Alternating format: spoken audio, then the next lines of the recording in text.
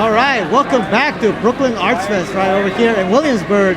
I'm Carlos Abdu, also known as El for Silly Hat, and I have here my good friend Dean Haspiel. How are you doing, man? I'm good. Thanks for coming out. Hey, we met each other at New York Comic Con while he was advertising his newest book, The Fox, coming from Archie Red Circle Comics. And here is the book that actually got you the job.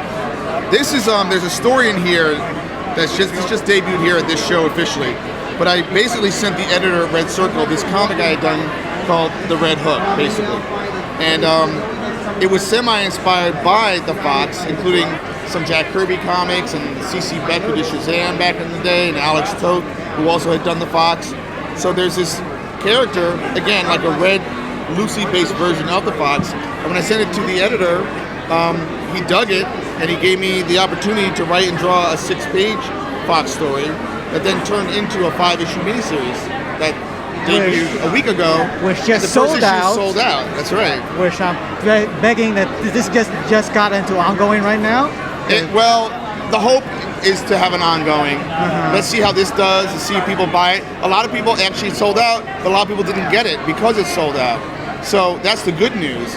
But there'll be a second printing, and hopefully from there, more people want to buy it, so on and so forth, and then that will yield a second series. And maybe even an ongoing. We'll see. I'm hoping an ongoing. Yeah. This looks fantastic. Did you read the first issue? Get a chance? Yes, I did. And oh wow, it's it's like kind of a weird mix of Madman over with the Tick, with Daredevil. The Tick. And actually, someone else had said that. That's interesting. I've never read the Tick. I know there was the animation of the Tick. I know. What's his characterization? It's a lot like the cartoon, but almost a little more political, a little more adult, because it's done to an independent publisher, New England Comics, and then it's a little different. Cool. But this one I am enjoying. I'm gonna assume Red Hook has to do with Red Hook Brooklyn. Absolutely. In fact, this character in this story, if you read it, he's called the Rascal, and he's a thief, and then he fights a guy called the Red Hook. Something happens and he steals his name because he's a thief, so he becomes the Red Hook, and it takes place in Red Hook. Finally, Brooklyn has his true hero. A true hero and a thief, but he does become a hero in the next story. But it's the true Brooklyn tradition. Yeah. First we mug you, then we give you the courtesy to take your name. Yeah, man, the courtesy. That's a good way of putting it. You know. So. You don't handle this in the Bronx. They just take your jewels and run. So.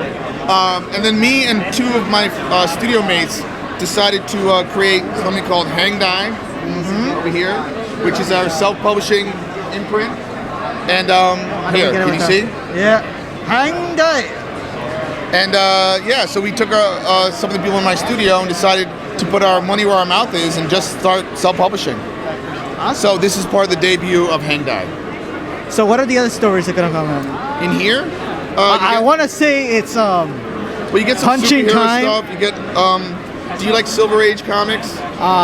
Yeah, mostly from the 60s ones from and the Kirby, 70s, Kirby, Dicto, that kind of guy. Ditko, right? So I got some stories in here that are inspired by the Silver Age, and it's the kind of comics that I like to read, and see. So I decided to write and draw comics like what I like to see and read.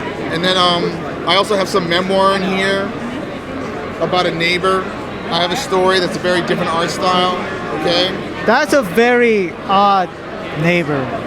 And I also have a story about smoking pot. And then it's in there. I have a bunch of different stories. I mean, you can see there's like different styles in here. So basically, Psychotronic Comics is a mixed bag. And the very last couple of pages, I also talk about my 5 non-comics influences that are very important to me. And if you like the comic, you might like the stuff that I talk about in the bag. So that's awesome. How many Psychotronic Comics is going to be coming out? Right now, it's just 1 issue, and I actually have a couple other mixed bag things that I might continue to call Psychotronic Comics. But in the future, I'd like to pursue a graphic novel size of the Red Hook version, and then I have some other memoir I want to do. So we'll see what happens. I mean, I have to balance doing self-publishing with doing superhero comics, for Archie, Marvel, DC, and stuff like that. Can you talk more about your other works that you're doing besides the Fox and Psychotronic? Well, after doing the Fox, and we'll be a little break, and we'll see if there is a second series. I think I'm going to be doing a Batman 66 for DC. Oh, awesome. Which is a digital and then goes into print, if I'm correct. So that's one. And I have other irons in the fire that I can't really talk about. All right, hush, hush, hush, hush. So, let me ask, what is your influences when you started to become an artist? Like, what names can you just drop out of the hat? Well, besides the influences I was talking about in here, like Jack Kirby, Alex Toth, Steve Ditko, those are later influences actually. But basically, when I was a kid, I wanted to do. I read Marvel DC Comics, but then I discovered Harvey Pekar, American Splendor. I discovered Chester Brown's Yummy Fur. And I discovered this slew of alternative cartoonists, kind of like what we have here at Comics Art Brooklyn. You know, of just people doing their own stories and writing about their lives or creating their own universes.